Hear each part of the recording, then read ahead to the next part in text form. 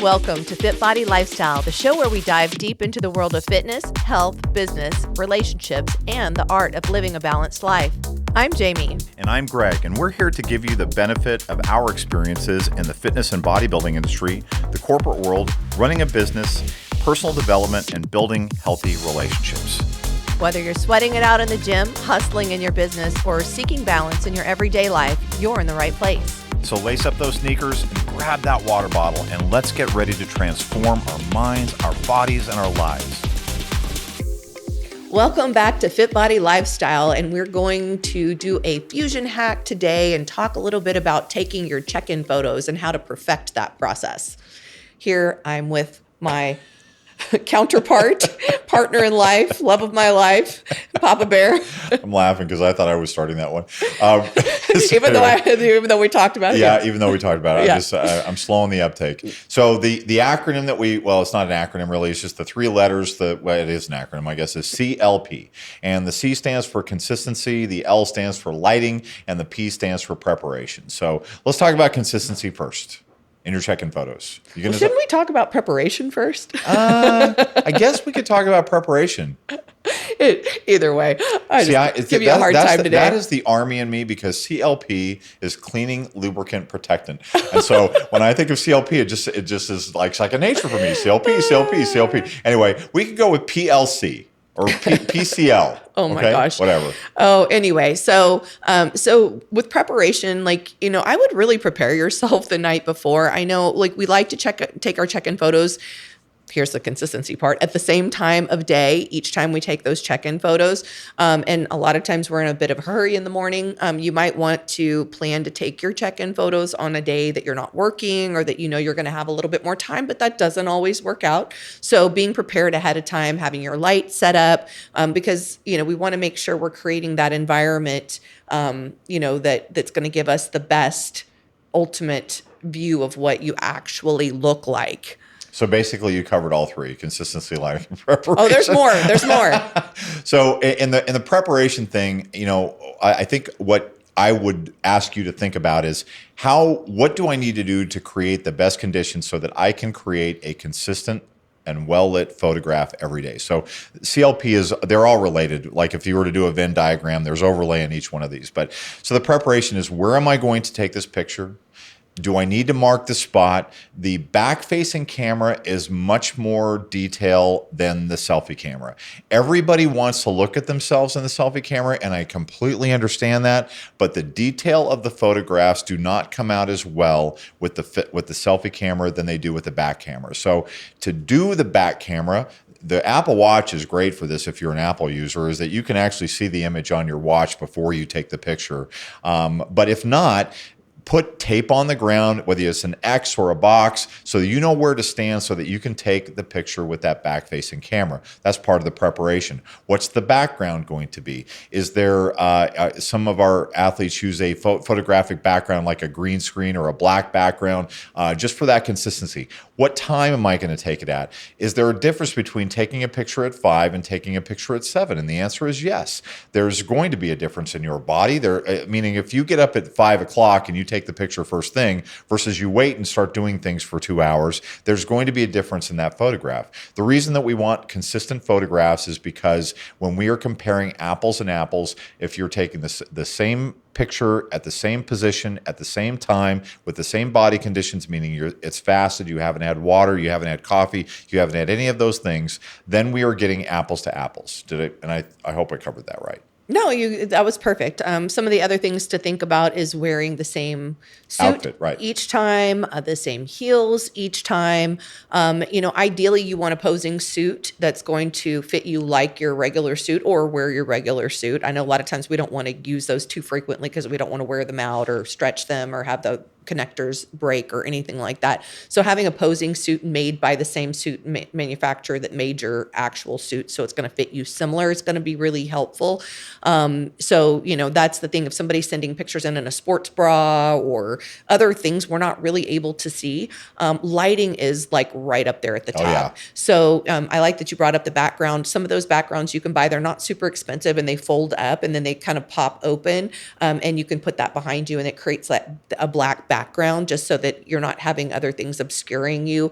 But then having some really good light. I love natural light. I feel like it gives us the best look, but there are sometimes, where maybe we're people that get up really early and it's not that option. Or if you live somewhere where you're not getting good light in, and in that case, you want to make sure you've got a good ring light, something that's going to give you not too much light because that can wash you out, but enough to where we're able to see detail. One of the biggest pet peeves I have is people want to do check-in photos at their gym. And a lot of times, there's a posing room or a group room that has like a lot of down lighting that's creating shadowing. And then if I have somebody that's always doing that, and then we get to the show and I see them, they look nothing like they did in those pictures.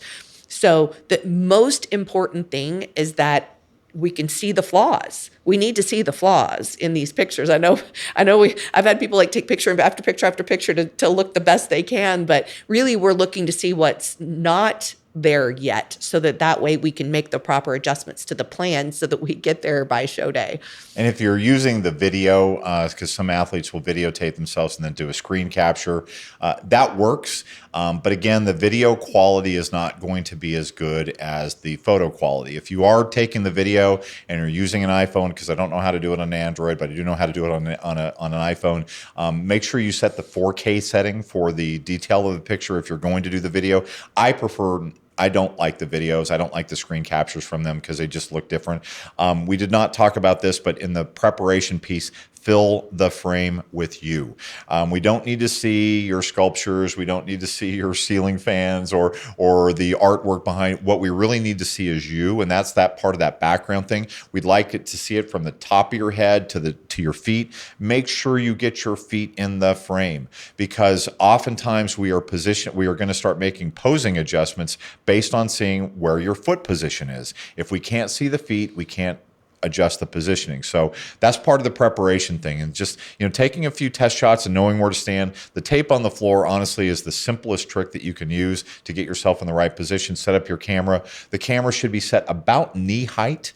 If it's set too low, then the look up is difficult to get a right perspective of. If it's set too high, I would rather be too high than too low, honestly. But it's 6 one, half dozen another. So knee height is about the right, between knee and mid thigh is about the right height that we'd like to see.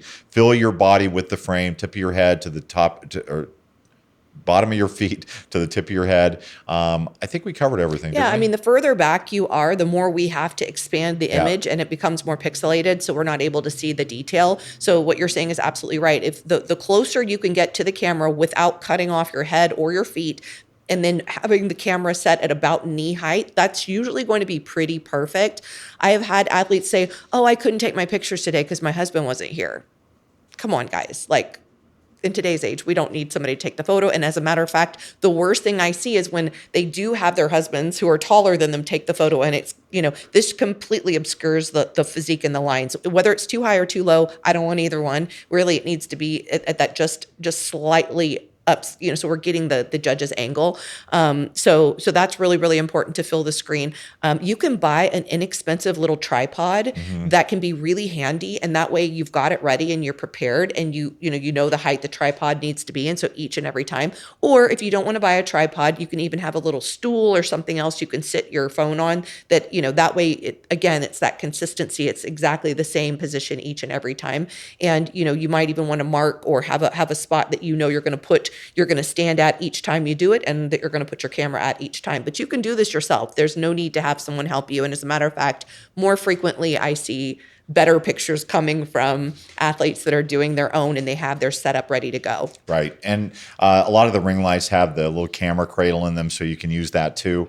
But sometimes that's too high. And sometimes it is too high. You can usually lower them to do that. So, but the little cradles are really advantageous. And just use the tools that you have available to you. If you're already an Apple Watch wearer and you've got the latest, the last 2 versions of the iPhone, you can take the pictures using your wrist, using your watch just to do them. So just think about what's going to make for the easiest thing. And the last thing I'll leave you with is that little things make a big difference.